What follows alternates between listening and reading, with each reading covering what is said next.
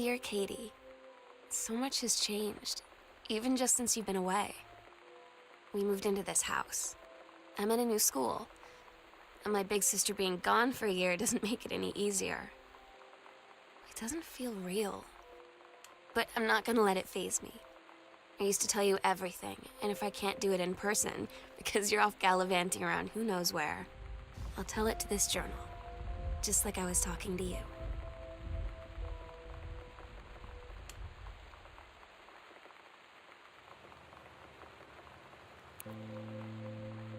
Oh my God, you are so lucky you finished high school before we moved into this house.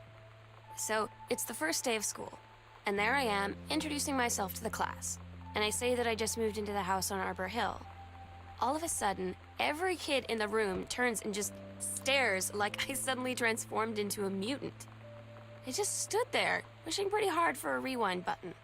Because now maybe nobody knows my name, but they all know who I am. The Psycho House girl. Great.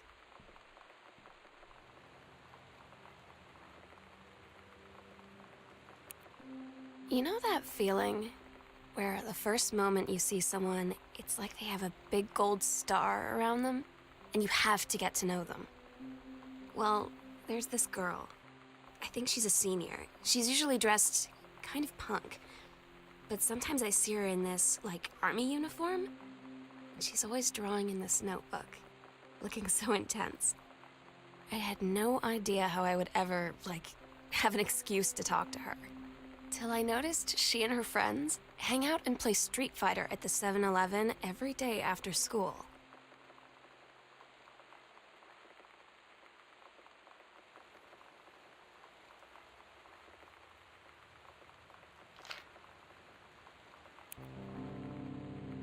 When you live in one place your whole life, your next door neighbor is kind of like your default friend. And Daniel only got weirder over the years. So moving away has been a good excuse to, like, not see him anymore. But he did always have the good Nintendo games. Maybe I'll give him a call.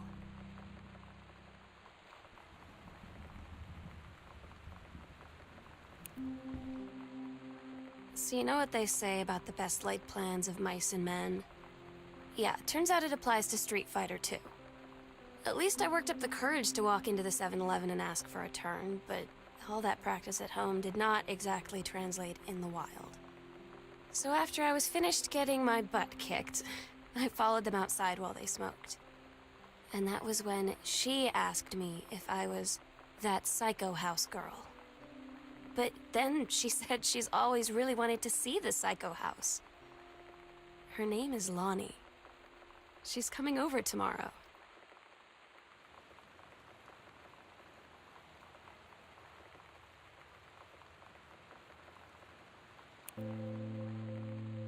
It's weird hanging out with girls.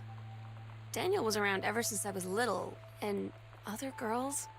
I don't know. But being around Lonnie is like instantly just right.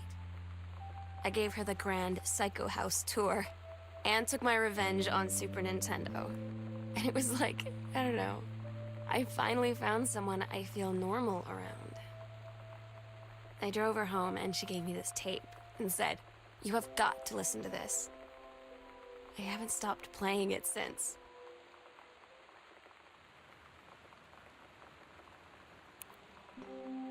Lonnie brought her hair dye over today. She said, "I need to fix these roots. Think you could help?" Dyeing hair is weirdly intimate. I don't know if I've touched someone else's scalp before. That's pretty intimate, right? It felt intimate. We looked into the mirror together after, and I expected her to say something about how it looked crappy or good or whatever. But that's when she said, "You're so beautiful." And she was looking at me. Right in that moment, I wanted to say something, but I waited, and the moment was gone.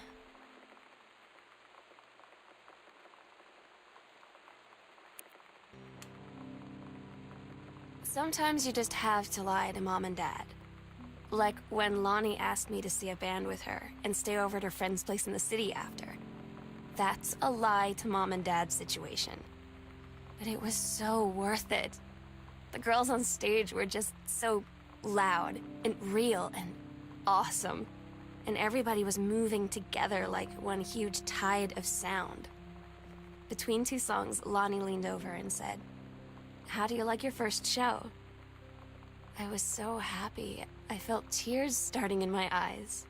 And then she up and hugged me. I think she could tell.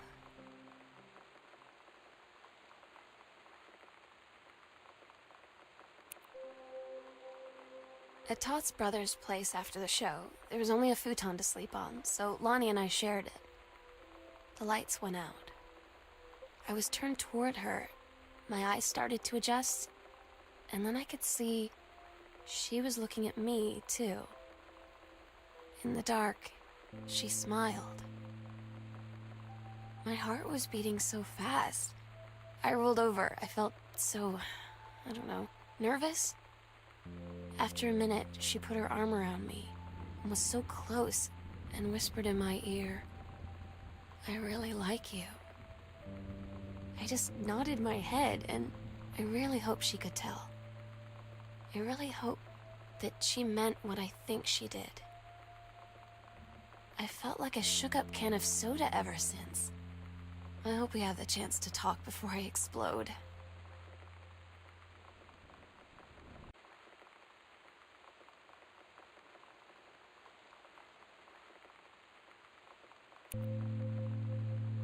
Lonnie came over today, but everything was different. She was sitting at my desk chair, and she wouldn't look at me. Finally, I asked her what was going on. She said she felt like she'd done something wrong that night in the city. Like I must think... But I said no. There was nothing wrong. I just wanted to say... But I couldn't find the words. I felt like I was gonna cry, but I wasn't sad. She got up and sat next to me on the bed. I looked at her. "Lonnie, do you think you could ever..." And that's when she kissed me.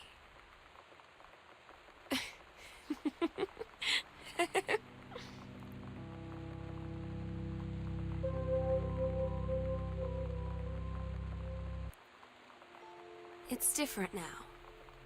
I mean, we still hang out all the time like before. But now when no one else is around... Well, you know. So you could say we're dating. But it's secret. Secret dating? I don't know. I mean, I guess that's the real difference. Now when we get off the phone, or go home for the night, or it's just quiet and we're alone, we say I love you.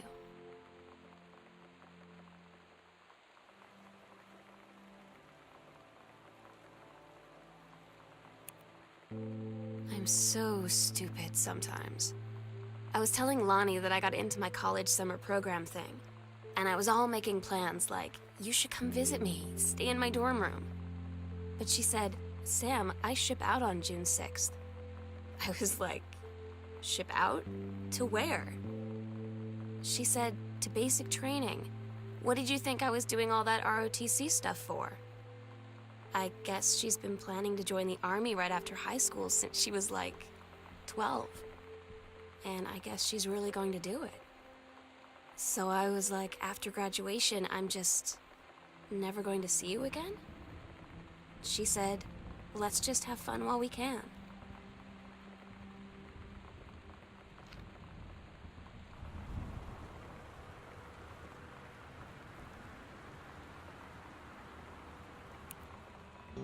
Todd's band lost their singer. Todd said he sucked. Lonnie said he got sick of Todd's shit, and he was complaining about needing a new singer. So Lonnie was like, I can sing. And they were all kind of like, you can? And she was like, probably. But she's been rehearsing with them for like a week now. And I finally got to see them play in Todd's basement today. And she's actually really amazing. I feel so proud when she's on stage. It's incredible being in awe of someone you love. So everybody knows it's like a temporary situation till she ships out in June. But till then, I'm gonna be at every single show.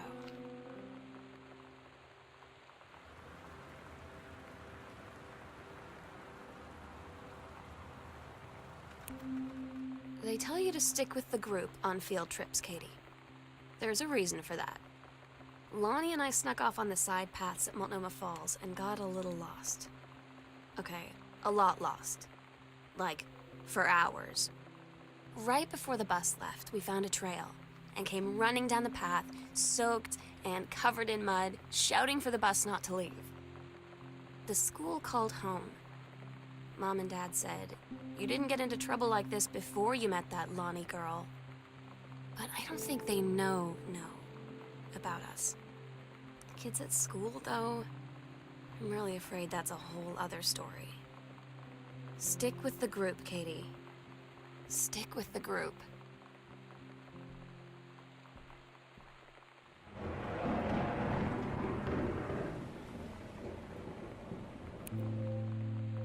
Katie, you know how Mom and Dad are. Not exactly super open-minded about things. It feels like every minute I don't spend with Lonnie, I spend worrying about them finding out about us. And what would happen if they did? You know Dad's joke about the nunnery that he'd tell whenever he brought boys around the old house? I wonder where he'd want to send me.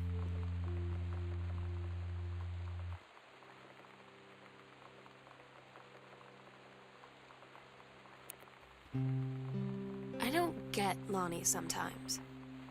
Like, her band, and our zine, and her hair, and everything are all anti-authority. But I watch her in JROTC, and she's doing drills in perfect formation, following orders, no question. And there's all this stuff in the news about don't ask, don't tell. Like, she's going to join the army and then have to lie about who she is. She said they don't need to know what they don't need to know.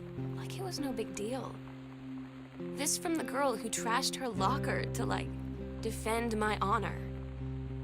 I've learned when to stop arguing, though. I don't think Lonnie even gets Lonnie sometimes.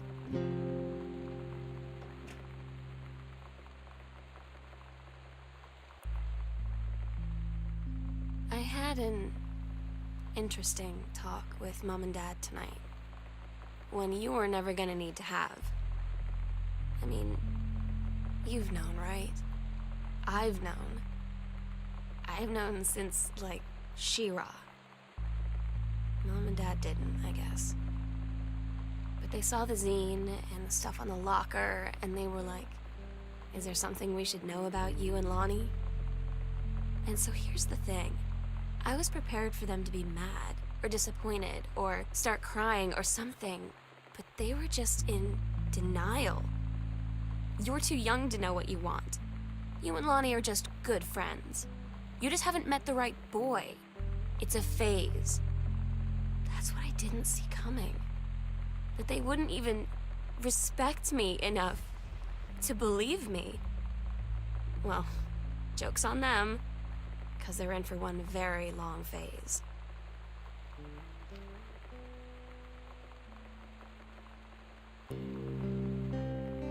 I asked Lonnie what she had to do to get ready to ship out for basic training. She said, not a lot, really.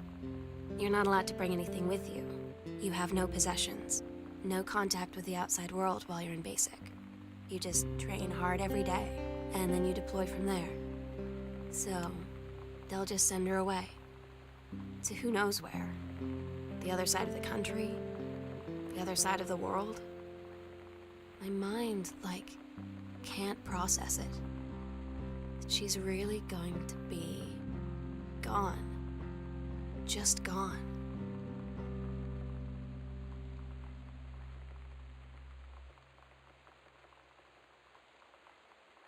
Daniel finally came over to get his game. I'd been dreading it. But he brought this story with him that I wrote when we were little. I started reading it, and then there I was, crying at the kitchen table, He asked what was wrong, and I was thinking about how we used to be friends, how much I'd taken for granted. But instead, I told him about school, and Dad, and Lonnie, and then how sorry I was that I wasn't his friend anymore. He gave me a hug and said it was going to be okay. For some reason, I almost believed him.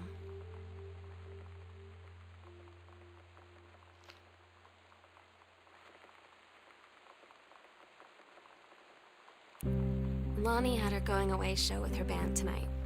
She's so incredible on stage. When she was singing, I could practically forget everything. That we only had 48 hours left. That I don't know what comes next. That I can't live without her. Then she dedicated the last song to me. I couldn't take it. I was out on the curb in the alley, sobbing till my ribs hurt. I would follow her anywhere, Katie. But I can't. Where she's going. After a long time, she found me. She said she was sorry. She said, I wish things could be different. I just wanted to make you happy. I said, I don't think you can anymore.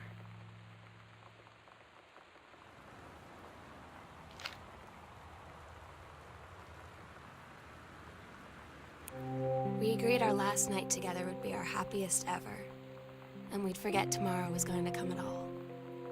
It worked for a while. We had a good time seeing Oscar off, then ran up to the attic to look through our photos, to find one for Lonnie to take with her. And looking at them, I realized they were all in the past, and there wouldn't be any more. And I didn't know what I was going to do. And I cried, and she held me. She said she knew it was hard, but life would move on. I said I didn't want my life to keep moving without her. That's when she cried too. I was so exhausted. I must have fallen asleep like that, in her arms. In the morning, I woke up, and I was finally alone.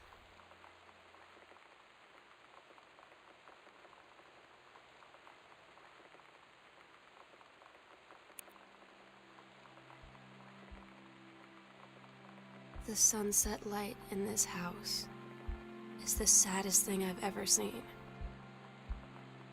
I just want to sleep. When I'm in the attic, it almost feels like Lonnie could still be here. She's just downstairs. I'm just waiting to hear her pull down the hatch and come running up. Maybe I'll go up to the attic and wait.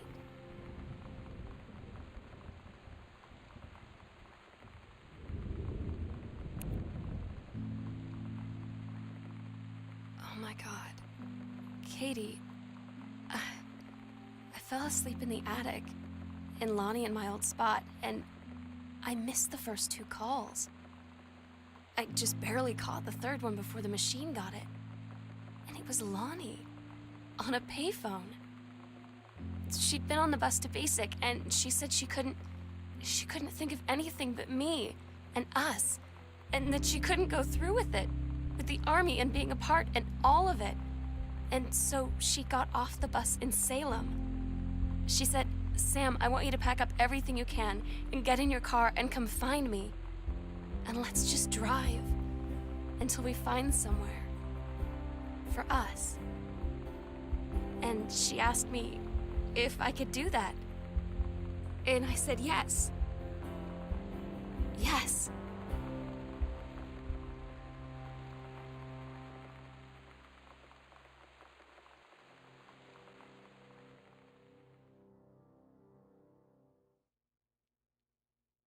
Katie, I'm so sorry that I can't be there to see you in person, that I can't tell you all this myself. But I hope as you read this journal and you think back, that you'll understand why I had to do what I did, and that you won't be sad and you won't hate me. And you'll just know that I am where I need to be. I love you so much, Katie. I'll see you again someday. Love,